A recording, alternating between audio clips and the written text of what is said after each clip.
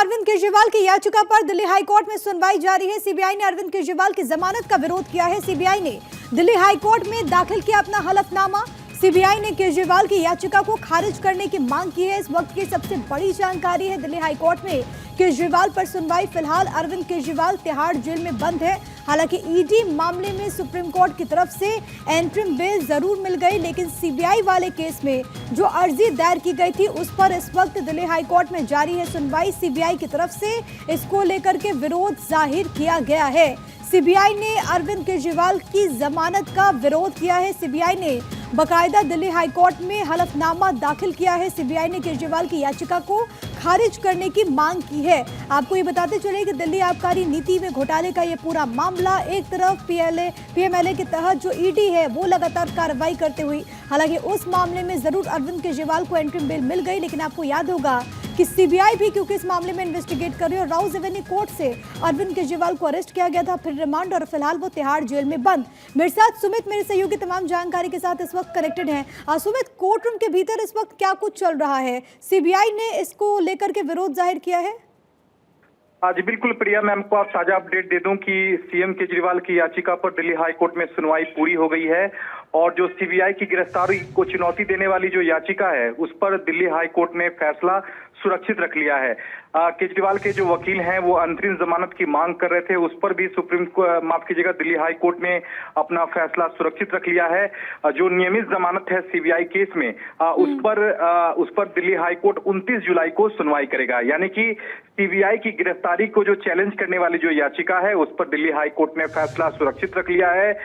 फिलहाल अंतरिम जमानत की मांग जो है वो केजरीवाल कर रहे हैं, उस पर भी कोर्ट ने अपना फैसला सुरक्षित रख लिया है। 29 जुलाई को केजरीवाल की सीबीआई केस में नियमित जमानत पर सुनवाई होगी और ऐसे में अब देखना होगा कि इस पूरे मामले में दिल्ली हाई कोर्ट का फैसला क्या आता है, क्योंकि यहाँ सीधे तौर पर केजरीवाल का कहना है कि सीबीआई की जो गिरफ्तारी है वो अवैध है और निचली अदालत ने जो रिमांड दिया था सीबीआई को वो भी गलत है। तो दोनों को रद्द करने की मांग है। अब दिल्ली हाई कोर्ट को फैसला लेना है कि क्या सीबीआई की गिरफ्तारी वैध थी या नहीं, क्योंकि आज 3.5 घंटे की लंबी सुनवाई चली है जिसमें करीब इस पूरे मामले में केजरीवाल के जो वकील है अभिषेक मनु सिंघवी, उन्होंने दलीलें रखी और कहा कि किस तरह से सीबीआई ने जो गिरफ्तारी की है वो गलत है और यहां तक कि गिरफ्तारी का आधार जो है वो भी गलत है और गिरफ्तार करने की कोई जरूरत नहीं थी, क्योंकि 2022 में उन्हें गवाह के तौर पर 9 घंटे की पूछताछ के बाद कैसे आरोपी बना लिया गया और उनकी गिरफ्तारी सुनिश्चित की गई, वो बिल्कुल गलत है।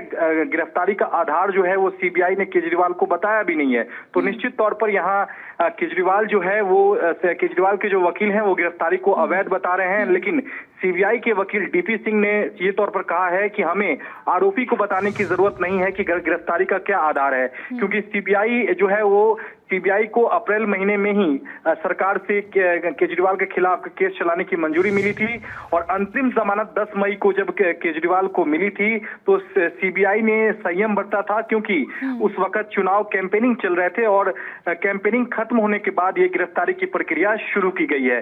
तो सीधे तौर पर सीबीआई और केजरीवाल के वकील जो हैं वो दोनों ने अपनी पक्ष जो है वो दिल्ली हाई कोर्ट में रखा है। दोनों पक्षों को सुनने के बाद दिल्ली हाई कोर्ट ने सुनवाई जो है वो पूरी कर ली है।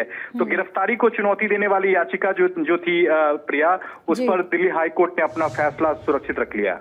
बिल्कुल, ये सबसे अहम है सुमित, जो जानकारी दे रहे वो ये कि एक तो जो गिरफ्तारी को चैलेंज किया गया था उस पर फैसला सुरक्षित रखा गया, एंटरिम बेल को लेकर के भी फैसला सुरक्षित, और अब जो नियमित जमानत याचिका दायर की गई है उस पर अब अगली तारीख को सुनवाई होगी। लेकिन सबसे बड़ी बात है क्योंकि सीबीआई की तरफ से और लगातार, क्योंकि इस पूरे मामले में हमने देखा था सुमित, जब राउज एवेन्यू कोर्ट से अरेस्टिंग होती है तो आम आदमी पार्टी की तरफ से, अरविंद केजरीवाल की तरफ से टाइमिंग को लेकर के सवाल उठाए गए, लेकिन सीबीआई ने पहले ही स्पष्ट कर दिया कि हमें तो पहले से ही इजाजत थी, लेकिन क्योंकि वो चुनावी प्रचार में बाहर थे, उन्हें सुप्रीम कोर्ट से एंट्री बेल मिली थी चुनावी प्रचार के लिए और इसी कारण से उस वक्त अरेस्टिंग नहीं हुई।